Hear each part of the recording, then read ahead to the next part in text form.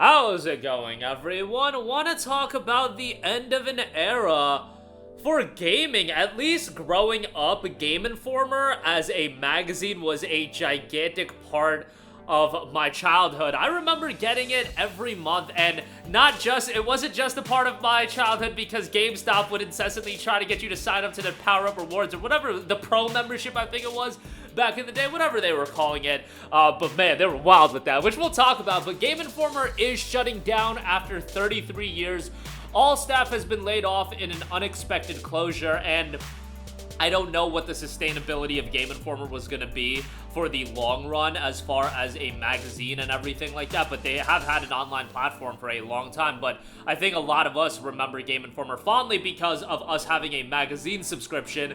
I feel like anyone my age, 27, 28, in their early 30s, they probably had a big attachment towards Game Informer if you were buying your games at GameStop, because God knows they were gonna get you to sign up to that pro subscription if their life was on the line. If any of you guys worked at GameStop, let me know what the process was. Like, I'm sure you guys or the employees of GameStop were told you gotta get people to sign up to the rewards membership or whatever, the Power Up Pro. I forget exactly in the mid-2000s what they were calling it, but it was wild.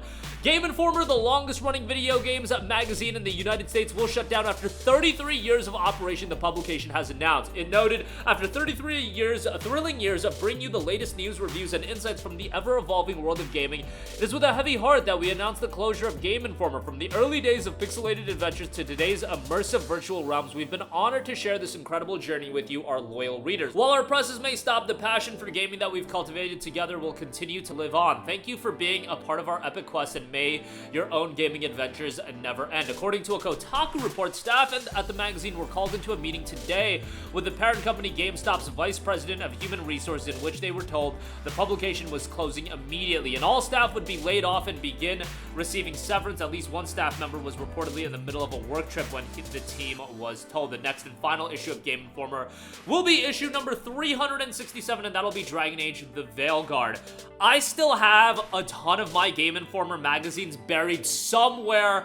I'm currently living in a different apartment. All of my old gaming stuff is in my parents' house, but definitely somewhere buried in my parents' house is all of my Game Informer magazines. And yeah, I remember going through it a lot, and it was definitely one of those things that every month I was excited for it to come into the mail. Even if a lot of it was fluff and a lot of it was various promotion. And yo, let's be real, again, if you guys are around my age and you went into a GameStop, whether you were buying a new game, they were gonna make sure you heard about Game Informer. They were gonna make sure you heard about the Pro subscription. Oh, you're buying that $19.99 copy of Lego Star Wars? Do you know we have that game used for $17.99? Oh, do you know that we have it 10% off for $16.20 if you sign up for the Pro subscription, which they bought that game for like 33 cents from somebody trading it in? Yes, I do know, because it was incessantly reminded to me over and over and over again. I get it, they were doing their jobs, but at some point it became comical. But I will say, if you were buying a lot of used games, bro, that Pro subscription was kind of beneficial, and if you were trading stuff in, even though you were getting absolutely fleeced if you were trading in your games, but it was a convenient way to do so. But yeah, the Game Informer subscriptions, I remember getting heated about the reviews back in the day as well. I think the one that I got the most heated about was as a weeaboo growing up and a big Naruto fan. Oh my god, they gave Naruto Ultimate Ninja a 6.5. I'm gonna lose my mind. I love this game. Even though going back, that game was definitely a 6.5. I believe that was the score. And always the anime games back in the day getting crapped, I would just get absolutely heated. And especially even growing up, a lot of the games that were on the covers were games that I didn't have that level of vested interest into like I would the weeb titles. I still remember there was, I believe, a Game Informer cover with Dark Sector on it, and Dark Sector ended up being a commercial disaster, but that game, low-key, is a banger. Dark Sector, low-key, is a banger. That little whirlwind site that the dude's got, I thought was awesome, and I gotta go back and play Dark Sector, but I got exposed to a lot of games, especially growing up as an impressionable youth, as one might say, from Game Informer, and it definitely holds a special place in my heart. Outside of the incessant, you gotta sign up, you'll get Game Informer every month and 10% off for the games we paid 33 cents for. Outside of that, Game Informer, I did enjoy it as a magazine, and I wasn't at the age where I was going to again, pick apart every review. I would just get kind of enraged by the reviews that Japanese games back in the day, maybe they weren't at the highest level of quality, but outside of Final Fantasy and the big budget Square Enix games, like, yo, your Dot Hacks of the world, your Naruto Ultimate Ninjas, those games were getting absolutely crapped on. Like, you were fighting, you were scratching and clawing for those games to get like 7 out of 10s, and they would never get 7 out of 10s. You were just chilling in the 6.5 territory. And again, that's what's relevant as a youth while I was growing up reading Game Informer. But things like Dark Sector certainly stand out as a cover. Halo games on the cover. I believe there was a Halo Reach cover. And I definitely gotta, whenever I visit my parents, hopefully in the next few years, I gotta try to find all of my old Game Informers, because I definitely had like hundreds upon hundreds of Game Informer magazines. And again, it kind of just represents like a changing of the guard, a shift in gaming as a whole. And I think it's just also a sign of us getting older that did grow up in this era of gaming. And Game Informer was never going to be a sustainable business model, especially in the standpoint of magazines. Like, these magazines, it's a relic of a bygone era. That's really what those magazines are at this point.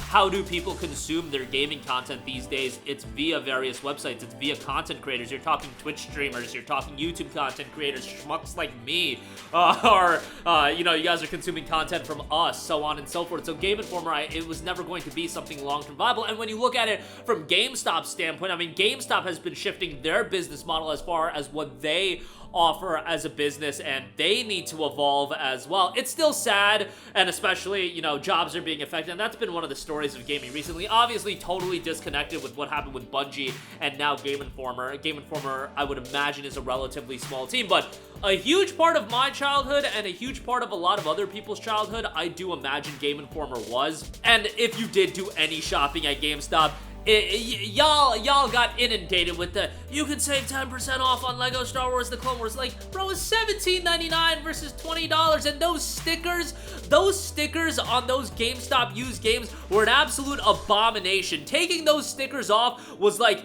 a damn war zone. Try not to ruin the cover art as well. And I don't know if you guys ever experienced this.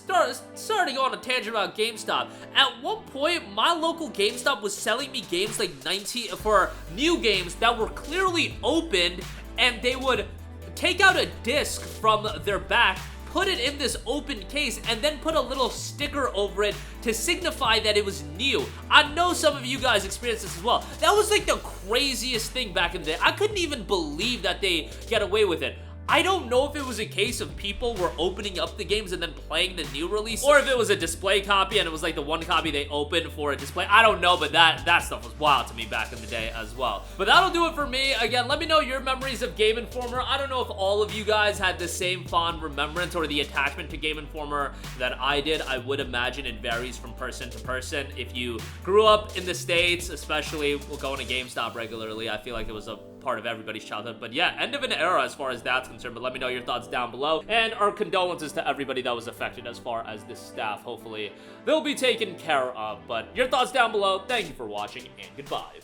Hey guys, we hope you enjoyed the video, and if you did, make sure to hit the subscribe button, and if you're already subscribed, do us a favor and hit the bell icon. This way you'll be notified whenever we post a new video. That's the best way to keep up with all of our uploads, and we usually try to upload 2 videos a day. And with the bell icon hit, you'll be notified whenever we do upload a video. As always, thanks for watching.